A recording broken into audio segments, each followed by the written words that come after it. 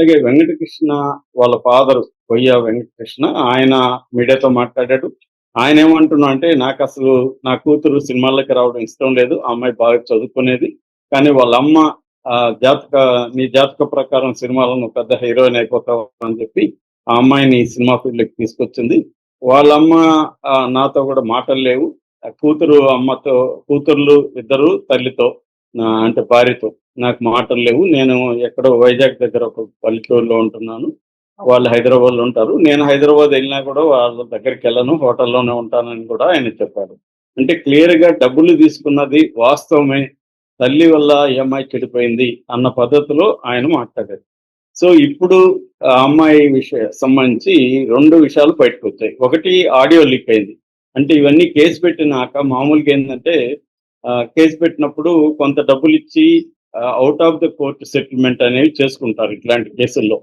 So, cheating కేసులు జనరల్‌గా జరిగేదేమంటే, ఈ కేసులు పెట్టి ఇవన్నీ నాకెందుకు నువ్వు తిరగాలి కోర్టుకి, నేను తిరగాలి. నువ్వు ఖర్చు పెట్టాలి, నేను ఖర్చు పెట్టాలి. కాబట్టి ఇంతిస్తాను నువ్వు తీసుకో. ఆ తర్వాత ఇంతిస్తాను అని ఒక సెటిల్‌మెంట్ జరుగుతుంది. అలాంటి సెటిల్‌మెంట్‌కి ఈ అమ్మాయి రెడీ అయినట్టుగా తెలుస్తుంది.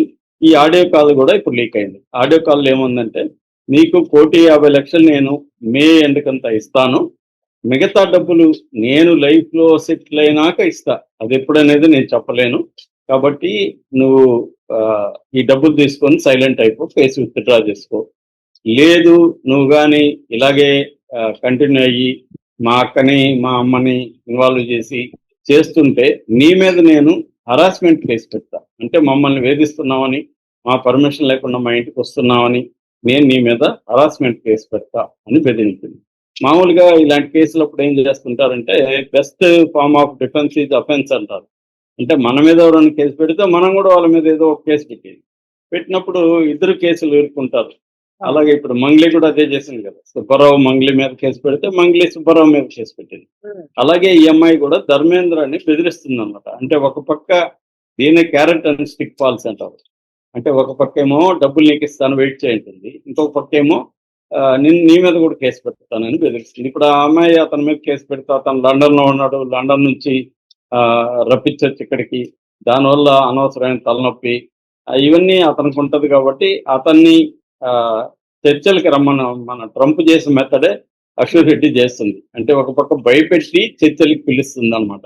సో, అది జరిగింది. కానీ ధర్మేంద్ర దానికి రెడీగా లేడు. కేసు పెడితే పెట్టు నేను ఫేస్ చేస్తానన్నట్టుగా ధర్మేంద్ర ఉన్నాడనమాట. ఎందుకంటే 9,35,00,000 ఇవ్వాల్సుంటే 1,50,00,000 ఇస్తాను. అది కూడా మేలో ఇస్తాను. మిగతాదంతా నా లైఫ్‌లో సెటిల్ అయినాక ఇస్తానంటే ఎప్పుడు సెటిల్ అయ్యేది ఎప్పటికీ సెటిల్ కాకపోవచ్చు. సెటిల్ అంటే అర్థం ఏంటి? ఎంత డబ్బులొస్తే సెటిల్ అయినట్టు? కాబట్టి ఆహ్, నెక్స్ట్ ఏమి ఇవ్వదనమాట. 1,50,00,000 crore ఇస్తాను మూసుకొని తీసుకో అన్నట్టుగా బెదిరిస్తున్నట్టుగా తెలుస్తుంది. ఇది ఒకవైపు. రెండో వైపు ఆ అమ్మాయి లీగల్‌గా ఈ కేస్‌ని ఎఫ్ఐఆర్‌ని క్వాష్ చేయమని హైకోర్ట్‌లో వేసింది. దానికి ఆ అమ్మాయి చెప్పిన రీజన్ ఏందంటే, ఎఫ్ఐఆర్ పెట్టే ముందు నన్ను కన్సల్ట్ చేసుండాలి. నన్ను ఎంక్వైరీ చేయాలి. అంటే నీ మీద అలా కంప్లెయింట్ వచ్చింది. నీ వాదనేంటి అనేది అడగాలి. కానీ అడగలేదు. కాబట్టి క్వాష్ చేయండి అనేది ఆ అమ్మాయి పెట్టిన పిటిషను. మరి హైకోర్టు దీని మీద ఎలా స్పందిస్తుందో చూడాలి. మామూలుగా అయితే ఇలాంటి ఎఫ్ఐఆర్‌లని క్వాష్ చేయడం అనేది జనరల్‌గా జరగదు. ఆహ్, ఎందుకు జరగదంటే కేసులు ఎఫ్ఐఆర్ చేయడం అనేది ఈ ఇప్పుడున్న బిఎన్ఎస్ యాక్ట్‌లో కంపల్సరీగా మనం జీరో ఎఫ్ఐఆర్ అంటారు. అంటే ఇంతకుముందు క్రైమ్ జరిగిన ఏరియాలో పోలీస్ స్టేషన్‌లోనే కేసు పెట్టాలి. కానీ జీరో ఎఫ్ఐఆర్ అంటే అర్థమైంది ఎక్కడైనా కేసు పెట్టొచ్చు. మనకి సమీపంలో ఉండే ఏ పోలీస్ స్టేషన్‌లో అయినా కంప్లెయింట్ ఇస్తే తీసుకోవాలి. వాళ్ళు ఎఫ్ఐఆర్ చేయాలి. చేసిన తర్వాత ఆ ఎఫ్ఐఆర్‌ని కన్సర్న్డ్ పోలీస్ స్టేషన్‌కి ట్రాన్స్‌ఫర్ చేస్తారు. That is called zero FIR. అది కాకుండా ఈఎఫ్ఐఆర్ ఉంది. అంటే ఆన్‌లైన్‌లో కూడా మనం కంప్లెయింట్ చేయొచ్చు. ఆన్‌లైన్‌లో కూడా కంప్లెయింట్‌ని తీసుకున్నోళ్ళు ఎఫ్ఐఆర్ చేయాలి. సో, పోలీసుల మీద ఈ బాధ్యత బిఎన్ఎస్ కింద ఇచ్చారనమాట. అందుకని పోలీసులు ఎఫ్ఐఆర్ చేయడం కరెక్ట్ కాదని ఈ అమ్మాయి ఆర్గ్యుమెంటు హైకోర్టులో నిలబడుతుందని అనుకోలేము. కాకపోతే ఈ అమ్మాయి ఏందంటే కొంత బయింగ్ టైమ్ అంటారు కదా! అంటే ఇవన్నీ జరుగుతూ ఉంటే ఇతన్ని ఈ లోపల బ్యాక్ ఛానెల్‌లో బెదిరించడమో చేయొచ్చు. దీనికి మధ్యవర్తులుగా అమ్మాయి సీరియల్ నటి ప్రవీణ, తర్వాత వేణుస్వామి వీళ్ళిద్దరూ మన మధ్య మధ్యవర్తులుగా ఉంటారు అనేది కూడా చెప్తుంది. అంటే మధ్యవర్తులను కూడా ఆ అమ్మాయి డిసైడ్ చేస్తుందనమాట. నువ్వు నీకు కావాల్సిన వాళ్ళు తెచ్చుకో అని కూడా చెప్తా ఉంది.